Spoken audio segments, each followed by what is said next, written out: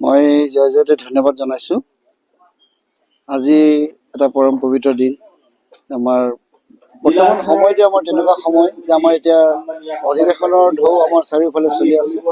শ্ৰীমন্ত শংকৰদেৱ সংঘৰ প্ৰাথমিকৰ পৰা আঞ্চলিক জিলা আৰু মূললৈকে সমস্ত পৰ্যায়তে 4টা পৰ্যায়তে আমাৰ মানে অধিৱেশনৰ কাম আৰম্ভ হৈছে। অধিৱেশনসমূহ চলি আছে আৰু নাজিৰা জিলা শাখাৰ আজি 31 সংখ্যক অধিৱেশনৰ শেষৰ দিন।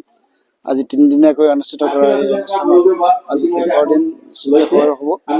মই আশা ৰাখিছো এইখন অধিৱেশনে এটা নতুন বাৰ্তা জনসমাজলৈ দিব যে আমি শ্ৰীমন্ত শংকৰদেৱ সংঘই মহাপুৰুষ শংকৰদেৱ গুৰুজনাৰ যি আদৰ্শ নীতি দৰ্শন এই গোটেইখিনিক জনসমাজত প্ৰচাৰ প্ৰকাশ কৰাৰ কাৰণে শ্ৰীমন্ত শংকৰদেৱ সংঘই বিগত 92টা বছৰে আমি অহৰহ প্ৰচেষ্টা চলাই আহিছো।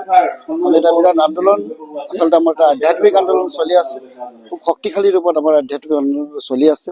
এই আন্দোলনতে অনাগত দিনত আৰু অধিক শক্তিশালী হ'ব আৰু অধিক মানুহক ইয়াত সমবেত কৰিবৰ কাৰণে সক্ষম হ'ব।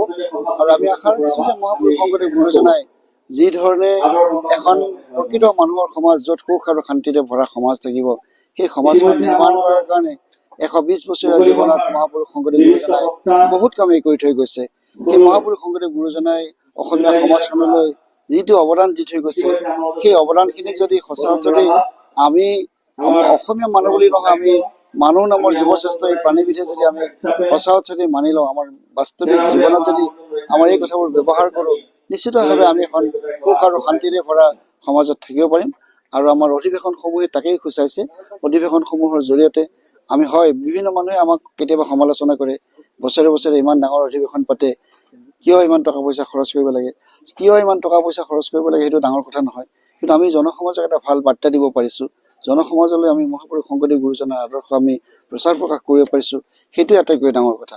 আৰু য'ত আমি সুখ আৰু শান্তিৰে থাকিব পাৰিম, সকলো মানুহৰ মাজত এটা আন্তৰিকতা থাকিব, ভাতৃত্ববোধ থাকিব, সমন্বয় থাকিব, বিভিন্ন জাতি জনগোষ্ঠীৰ মাজত সমন্বয় থাকিব, এই গোটেই কথাখিনিক লৈ আচলতে শ্ৰীমন্ত শংকৰদেৱ সংঘই কাম কৰি আছে। আৰু প্ৰত্যেকখন জিলাই যেনেধৰণে কাম কৰিছে আপোনালোক কৈ ভাল লাগিব যে মহাপুৰুষ শংকৰদেৱ গুৰুজনাই যেনেধৰণে বিভিন্ন জাতি জনগোষ্ঠীক লৈ কাম কৰিছিল, কিন্তু আমি শ্ৰীমন্ত শংকৰদেৱ সংঘত বৰ্তমান সময়ত 27টাকৈ বিভিন্ন জনগোষ্ঠীয়ে এই শ্ৰীমন্ত শংকৰদেৱ সংঘৰ লগত জড়িত হৈ কাম কৰি আছে। বিশেষকৈ আমাৰ চাহ জনজাতি লোকসকলৰ ক্ষেত্ৰত তেওঁলোকৰ যি পূৰ্বৰ যি ধাৰণা আছিল, সেই ধাৰণাবিলাক আমি নস্যাৎ কৰি নতুন চিন্তা চৰ্চাৰে গুৰুজনাৰ আদৰ্শৰে তেখেতসকলক আমি প্ৰভাৱিত কৰিবৰ কাৰণে চেষ্টা কৰিছোঁ।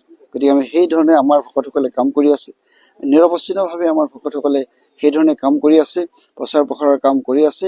গতিকে এই কামখিনিৰে আমি ভাবিছোঁ আমাৰ এই অধিৱেশনে এটা নতুন মাত্ৰা জনগণলৈ কঢ়িয়াই আনিব আৰু জনগণে ইয়াৰ পৰা এটা ভাল বাৰ্তা লাভ কৰিব। আৰু আশা ৰাখিছোঁ অনাগত দিনত শ্ৰীমন্ত শংকৰদেৱ সংঘই যেনেধৰণে আজি অসম চৰকাৰৰ পৰা আৰম্ভ কৰি বিভিন্নজন বুদ্ধিজীৱী বা শিক্ষাবিদে ক'বলৈ ধৰিছে যে এতিয়া অসমৰ শ্ৰীমন্ত শংকৰদেৱ সংঘ অসমৰ এটা জাতীয় অনুষ্ঠান, আমি জাতীয় অনুষ্ঠানৰ যি দায়িত্ব আৰু কৰ্তব্য, সেই দায়িত্ব আৰু কৰ্তব্য শ্ৰীমন্ত শংকৰদেৱ সংঘই আখৰে আখৰে পালন কৰিব গুৰুজনাৰ আদৰ্শলৈ। একদম পূৰ্ণ প্ৰস্তুতি চলি আছে। মই যোৱাকালি তাৰ পৰা আহিছোঁ, ৰঙিয়াৰ পৰা আহিছোঁ। তাত যোৱাকালি আমাৰ যি গুৰুগৃহ তাত স্থাপন হৈছে, গুৰু এখন প্ৰতিষ্ঠা হৈছে, তাত লোকাৰণ্য হৈছে আৰু কাম সম্পূৰ্ণৰূপে কাম চলি আছে, পূৰ্ণ পৰ্যায়ত চলি আছে, যুদ্ধকালীন প্ৰস্তুতিৰে কাম চলি আছে।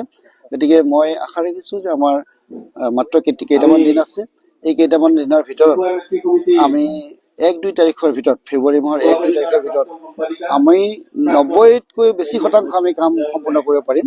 মই কালি দেখিছোঁ যে প্ৰায় 80% কাম আমাৰ সম্পূৰ্ণ হৈছে, 20% কাম বাকী আছে।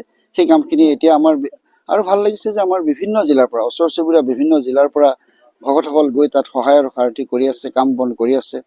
গতিকে আমি ভাবিছোঁ যে আমাৰ ভকতসকলে যি উৎসাহ উদ্দীপনাৰে কাম কৰিছে, সেইধৰণে আমাৰ এই অনুষ্ঠানটো এটা ভাল এটা পাব বুলি মই আশা কৰিছোঁ। আৰু পূৰ্ণ প্ৰস্তুতি চলি আছে। আৰু এটা কথা আপোনালোকক কৈ থওঁ যে আমাৰ ভাৰতবৰ্ষৰ মাননীয় ৰাষ্ট্ৰপতি মহোদয়াই আমাক আচলতে মাতিছে। আমি তালৈ যাম, অহা 4 তাৰিখে আমি তালৈ যাম। তেখেতক আমাৰ অধিৱেশনলৈ আমি নিমন্ত্ৰণ কৰিম। আমি পত্ৰ পঠিয়াইছিলোঁ, তেখেতসকলে আমাক এটা এপইণ্টমেণ্ট দিছে 5 তাৰিখে। গতিকে আমি 5 তাৰিখে গৈ তেখেতক আমি নিমন্ত্ৰণ কৰি আহিম। যদি আহে এটা বিশেষ মাত্ৰা লাভ কৰিব ৰঙিয়া অধিৱেশন।